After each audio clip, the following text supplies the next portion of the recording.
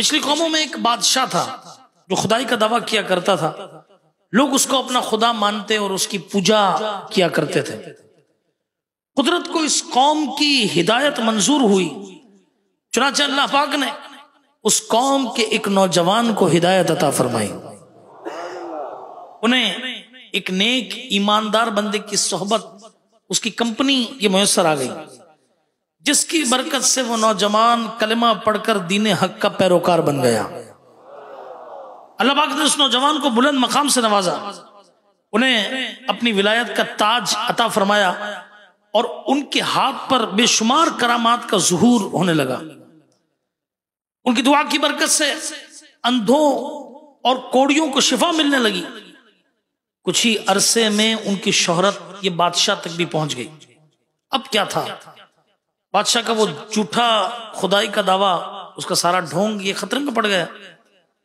अगर उन वलीउल्लाह उस नौजवान की दुआओं से अंधों को शिफा मिलती रहती तो बादशाह को कौन खुदा समझता। चुनांचे बादशाह ने उस नौजवान को, उस अल्लाह के वली को कत्ल करने की कोशिश की, मगर वो शेर है ना कि फानूस बन के जिसकी हिफाजत हवा करे, वो शमा क्या बुझे जिसे रोशन खुदा करे। बादशाह ने बहुत कोशिशें की, बहुत एफर्ट्स की, मगर कभी पहाड़ की चोटी से नीचे गिरा देने की कोशिश की, वो नाकाम रहा।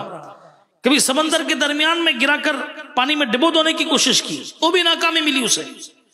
आखिरकार उस नौजवान वली कामिल ने खुद ही कहा, ए बादशाह, अगर तुम मुझे शहीद करना चाहते हो तो इसका एक तरीका यह है कि एक खुले आसमान में सब लोगों को जमा करो, मुझे भी खजूर के तने के साथ बांध दो और बिस्मिल्लाहि रब्बिल गुलाम कहकर मुझ पर तीर मारो। चुनांचे बादशाह सुनकर बड़ा खुश हुआ। इसने फौरन लोगों को जमा किया, एक खुले मैदान में खजूर का तना लगाकर उसके साथ उस नौजवान को, उस अल्लाह के नेक बंदे वलीउल्लाह को बांध दिया। अब बादशाह ने तीर कमान में डाला, उसे खींचा और कहा, बिस्मिल्लाहि रब्बिल गुलाम, अल्लाह पाक के नाम से जो उस नौजवान का रब है।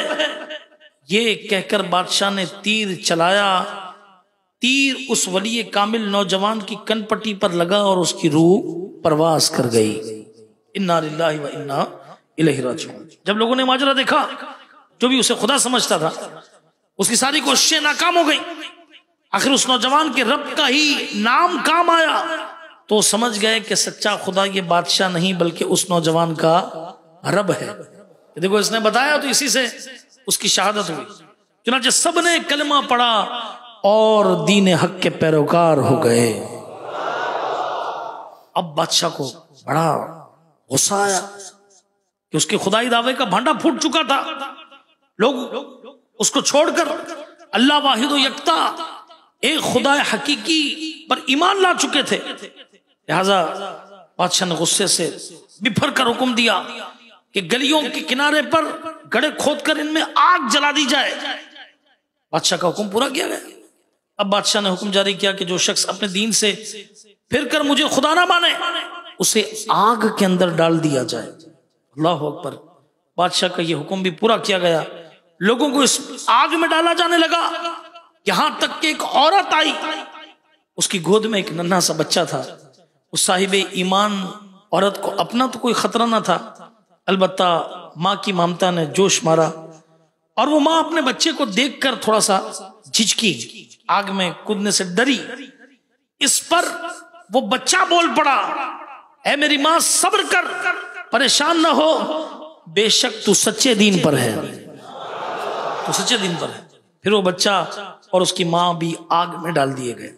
रिवायत के मुताबिक जालिम बादशाह के उस जुल्म पर अल्लाह पाक का गजब जोश में आ गया और देखते ही देखते वही आग जो बादशाह ने अहले ईमान को जलाने के लिए लगाई थी, वो आग गढ़ों के किनारे से निकली और उसने उन जालिमों को जलाकर राख कर दिया।